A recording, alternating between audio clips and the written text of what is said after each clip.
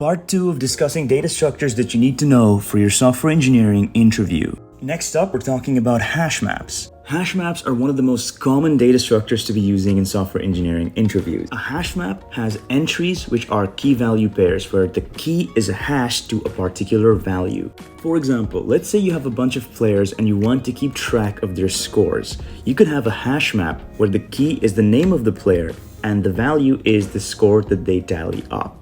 Very important disclaimer about hash maps is that the keys have to be unique. So in our example, no two players can have the same name. Okay, next up we have linked lists, a data structure that breeds a lot of confusion and gets a lot of undue hate. A linked list is like an array, but instead of index positions, linked lists have nodes. And whereas in an array, each index just stores an element value and that's it, a linked list in each of its nodes stores data value and the reference to the next node. And this opens up a whole world of advantages for linked lists over arrays. For example, to add a new node in your linked list, all you have to do is find some random space in memory, get the address for that space, and store the address as a reference in any of your nodes. So a linked list can grow dynamically, but for an array, you have to allocate space because indices in an array are continuous. They have to be next to each other.